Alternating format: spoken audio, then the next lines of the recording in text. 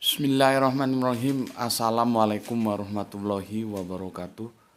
Ashadu an la ilaha illallah, ashadu anna Muhammad Rasulullah. Allahumma sholli ala sayyidina Muhammad wa ala ali sayyidina Muhammad. Kama sholaita ala sayyidina Ibrahim wa ala ali sayyidina Ibrahim bil alamina innaka hamidum majid. Sebelumnya kita panjatkan dahulu doa kepada Gusti Allah Ingkang Maha Agung untuk saudara kita yang telah memberikan sholawat kepada channel dakwah ini. Semoga sholawat itu menjadi catatan langit amal soleh bagi mereka dan keluarganya kelak. Begitu juga untuk seluruh pewer terkasihku ya, dimanapun kalian berada. Matur numbah nuwun, terima kasih atas seluruh apresiasinya ya, yang telah anti download, anti skip ya, dan semoga juga mengambil peran serta untuk men-share link dakwah dari channel ini. Dan tak lupa, kembali tak lupa, aku ucapkan terima kasih. Sorry, paginya masih dingin juga ini. Atas doa-doa baik kalian, semoga kebaikan doa itu juga tercurahkan kepada kalian semua. Amin, amin ya robbal alamin. Mampir ngombe kali ini kita akan coba membawanya dalam sebuah diskusi ringan saja tentang apa yang terjadi di sekitar demo dari rekan-rekan mahasiswa kita yang terjadi kemarin ya, tanggal 11 April 2024 ya. Jadi aku kasih tajuk, jangan ada lagi celana hilang ya. Jadi jangan ada lagi celana yang hilang ya. Demo mahasiswa Jakarta 11 April 2022 ya. Jadi harapan kita supaya jangan ada lagi celana yang hilang. Kita prihatin dengan pengeroyokan massa ya, itu terhadap AA ya. AA ini yang kemarin sudah kita beri tanggapan untuk menjawab apa yang dia katakan, bahwa dalam Al-Quran katanya tidak ada sholat 5 waktu diperintahkan itu ya. Jadi aku singkat saja namanya AA, kalian tahu lah ya. Dalam demo 11 April itu terjadi di depan gedung DPR kemarin ya. Juga kita menyayangkan dalam kegiatan penyampaian aspirasi mahasiswa itu akhirnya tidak terelakkan lagi dinodai dengan tindak anarkis seperti itu. Dan kita semua tahu karena itu menjadi viral banget di medsos ya. Entah itu di WA, di Facebook, itu jadinya viral banget itu ya. Kita juga tidak tahu sebetulnya ya apa yang ada dalam pikiran AA itu gitu. Aku juga sendiri kadang-kadang bingung. Dia kan seorang dosen ya, dengan tingkat akademik doktor ya. Kalau aku sih orang eksak, tapi kan aku juga belajar sosial, itu ada namanya teori komunikasi massa. Itu harusnya kita sudah bisa membaca massa, hal-hal apa yang akan terjadi dan bagaimana kita harus mensikapi sehingga tidak terjadi hal-hal yang tidak kita inginkan, itu bisa dihindari. Itu ada teori komunikasi massa, itu ada ya. Jadi aku kadang-kadang heran kenapa kok sampai begitu, apa yang terjadi dengan AA ya. Nggak ngerti juga aku ya. Sebagai penggiat sosial, dia kan penggiat sosial ini yang memang tak jarang dalam unggahan-unggahan kontennya memang sering membuat telinga kita menjadi merah gitu ya, menjadi merah, sehingga tentu melahirkan protagonis dan antagonis yang diametral dengan cara pandang yang saling berlawanan gitu. Itu memang komunikasinya begitu, nanti akan melahirkan yang protagonis dan antagonis. Misalkan aku ya menyampaikan sebuah pemikiran, katakanlah gampangnya saja pemikiran tentang Majapahit itu, seperti sekarang yang sedang marak itu apa? Candi Borobudur itu ternyata bukan peninggalan kerajaan Buddha yang seperti kita pahami. Nah, itu misalkan aku lontarkan begitu, itu nanti ada pro kontra, ada yang menerima, ada yang menolak. Itu ya memang begitu, nggak mungkin semuanya menolak. Juga tidak mungkin semuanya menerima, mesti akan watermelon, akan menjadi dua kelompok, ada yang menerima dan ada yang menolak. Ya. Ini kan kondisi masa seperti itu. Seharusnya si AA yang dokter ini kan sudah bisa memperkirakan kalau hadir di sana itu risiko apa yang akan terjadi, dan itu risiko kebaikan atau keburukan. Seharusnya kan itu dibaca. Sehingga ketika dia hadir di sana, aku sempat kaget. Ini sebuah keberanian yang luar biasa atau kebodohan yang luar biasa gitu loh. Karena apa yang akan terjadi itu sangat gamblang bisa kita baca ketika si antagonis dan si protagonis ketemu, itu mesti nggak bisa dalam keadaan yang kondusif, karena itu bukan di suasana kampus dalam sebuah ruangan kita berardu argumen, ya bukan, itu di ranah sosial, di masa yang begitu eh, besar kok dia hadir gitu loh. Aku juga heran kenapa. Apakah ini kebodohan yang luar biasa atau keberanian yang luar biasa? Ya, karena masa itu sulit kalau sudah bergerak dikendalikan gitu ya. Seharusnya dipikirkan apa baiknya kalau saya hadir di sana, apa tidak baiknya kalau saya hadir di sana. Kan begitu. Karena itu jangan dianggap, dia kan dosen nih. Jangan dianggap kita sedang memberikan mata kuliah itu bisa kita kendalikan, atau kita sedang diskusi ilmiah gitu ya dalam sebuah gedung dan ikut terukur luasnya berapa. Itu bisa lah. Nah, ini di hamparan luas seperti itu di depan gedung DPR dan siapa saja datang ke sana sih. Memang sih kan aspirasi itu diajukan oleh teman-teman kita, adik-adik kita, mungkin anak-anak kita yang mahasiswa, tapi kan pesertanya juga bukan hanya mahasiswa doang. Kita tidak bisa kontrol dari mana dan siapa mereka. Ya, seharusnya itu diperhitungkan. Nggak tahu juga kenapa. Ya akhirnya terjadilah seperti yang terjadi yang kita lihat kemarin itu ya. Tapi apapun adanya, namun demikian ya apapun adanya ya, tentunya kita sama-sama prihatin lah atas insiden tersebut ya. Kegiatan penyampaian aspirasi mahasiswa sebagai kekuatan kontrol itu kan fungsi kontrol yang dilakukan. Ya, nanti kita mungkin akan diskusikan juga mengapa mahasiswa akhirnya turun ke jalan. Ada apa tentang fungsi kontrol dalam tata kelola negara kita? Ada apa dengan DPR? Itu kan menarik untuk kita diskusikan ya.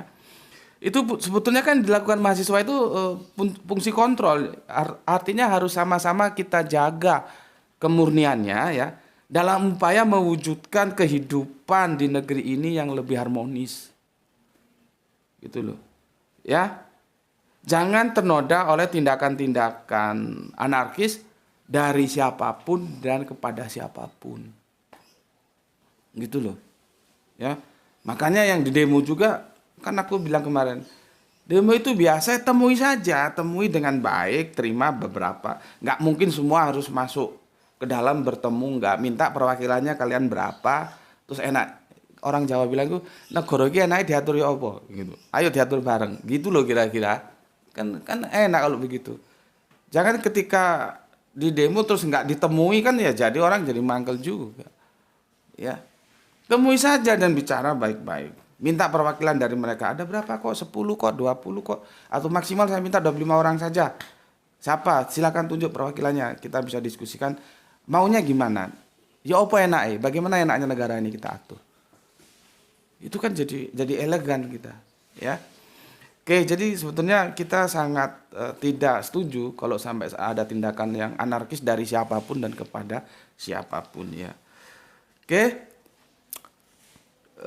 kita juga tidak setuju ya upaya penegakan kebenaran itu harus dilakukan dengan cara-cara yang tidak benar ya, yang anarkis itu ya. Apalagi sampai mencelakakan orang, karena kalau kita lihat videonya itu yang ngeri juga sih ya, sampai tertidur begitu ya, kan yang ngeri kita lihatnya kan. Oke, amar ma'ruf itu kan harus dilakukan dengan cara-cara yang juga ma'ruf ya.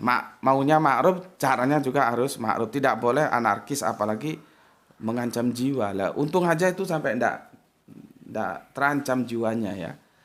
Terus Pak Polisi, terima kasih Pak Polisi dengan sigap mengamankan ya. Semua pihak silahkan menyampaikan aspirasinya ya dengan tetap untuk menahan diri ya. Yang caci maki, yang saling tuduh itu dihindarilah ya. Sampaikan dengan cara yang juga maklum, itu tadi yang aku bilang. Kita lihat kerjasama polisi dan mahasiswa di lapangan sudah cukup baik ya, cukup kondusif. Makanya kita ucapkan juga terima kasih untuk mahasiswa, untuk polisi juga ya. Dalam menjalankan tugasnya masing-masing di lapangan cukup baik ya.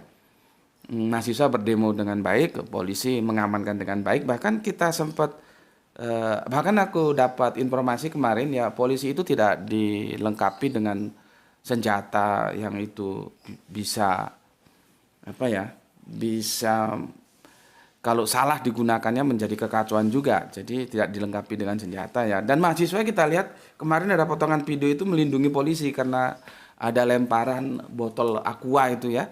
Jadi kan baik. Bahkan polisi juga menjalankan tugasnya dengan baik ya, dengan tidak membawa senjata sebagaimana ketika seharusnya itu dibawa, tidak ya, karena ini juga berhadapan dengan sama-sama saudara gitu. Dan apa, mahasiswa juga itu ada potongan video nampak ada polisi yang terlempar botol aqua atau apa itu dan dilindungi sama mahasiswa. Jadi ada rasa kasih, ada rasa sayang antara yang demo dan menjaga demo, antara polisi dan mahasiswa. Itu kan harmonis banget gitu loh. Ya. Oke, dan kalau kita dengar sih dari Bapak Kapolda ya, Kapolda Metro Jaya maksudnya tentunya ya, memastikan pelaku penganiayaan terhadap dosen, kan ini dosen nih si AA ini kan sekaligus juga penggiat sosial ya. Penggiat sosial ini dipastikan bukan mahasiswa ya. Jadi kalau kita lihat ini memang pelakunya di video itu saja kita lihat bukan mahasiswa ya, bukan mahasiswa.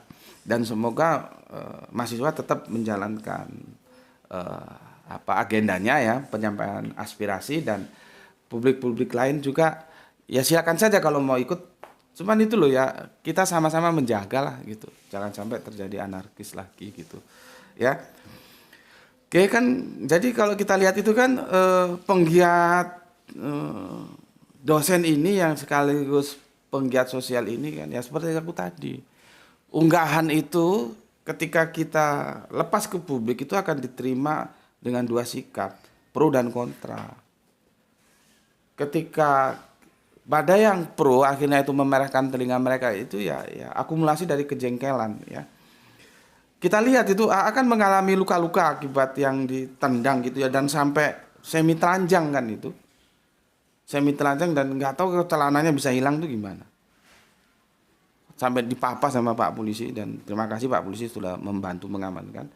Kan ditelanjang, dan peristiwa menelanjangi dan peristiwa mengarak itu dalam tradisi budaya bangsa kita itu sebuah hukum sosial, itu hukum sosial berat yang dilahirkan karena kejengkelan itu loh.